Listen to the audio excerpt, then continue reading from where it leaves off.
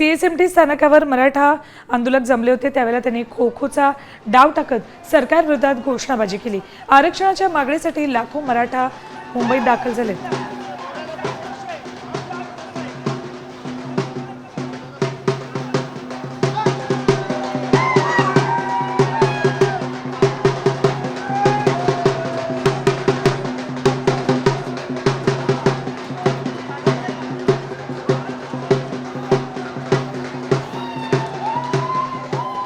मागील 3 दिवसापासून मुंबईच्या छत्रपती शिवाजी महाराज स्थानका परिसरामध्ये असणाऱ्या आझाद मैदानामध्ये मराठ्यांचं आंदोलन सुरू आहे।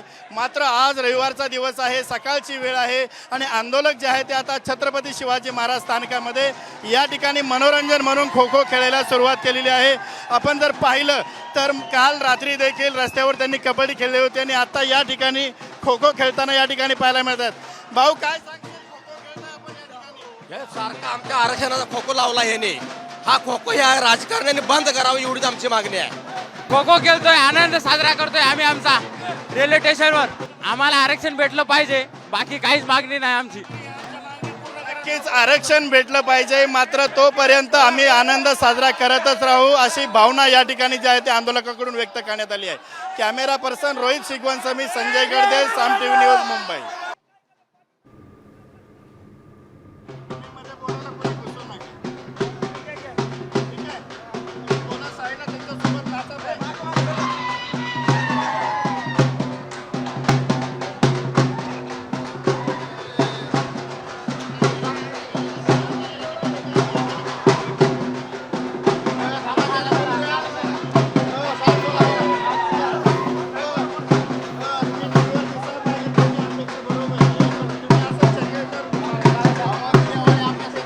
हे सगळे आंदोलक सीएसएमटी स्टेशनवर जमलेले आहेत। ढोल ताशाचा गजर करतायत, जोरदार घोषणाबाजी करतायत, खो खो खेळत सरकारनं मराठा आरक्षणाचा मराठ्यांना आरक्षण मिळावं या मागणीसाठी मनोज जरांगे आणि लाखो मराठा आंदोलक मुंबईच्या आझाद मैदानामध्ये आंदोलन करत आहेत।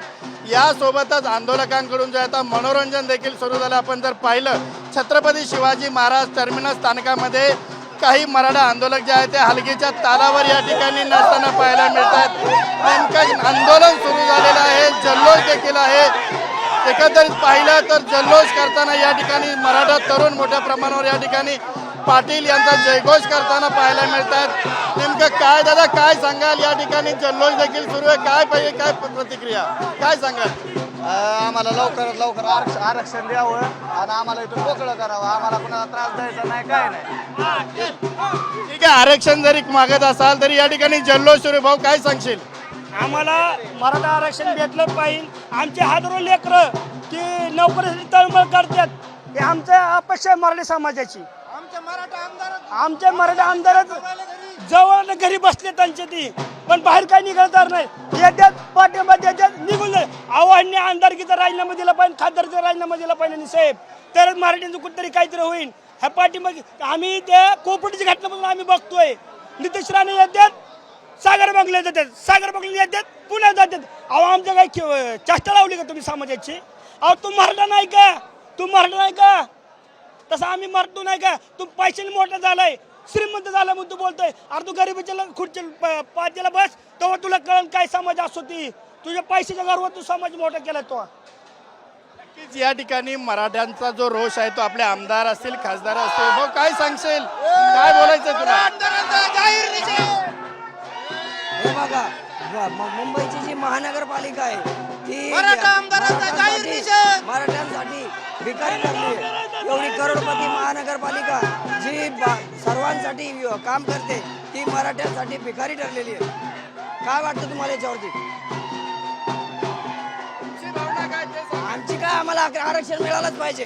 आरक्षण आमच्या हक्काचं, आरक्षण आमच्या हक्काचं।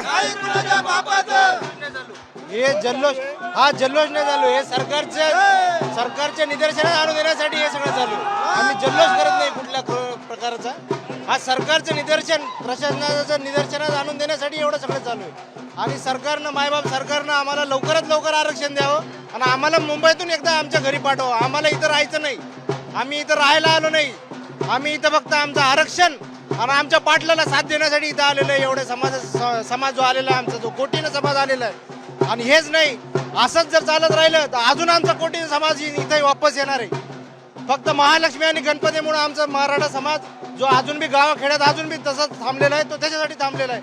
महालक्ष्मी एकदा उठू द्या, 5 कोटीच्या समाजानं नाही समाज आला इथं तर काय राहिले मग. आता isakal.com आहे देशातील नंबर 1 ची मराठी न्यूज वेबसाईट. प्रत्येक अपडेटसाठी isakal.com ला नक्की भेट द्या.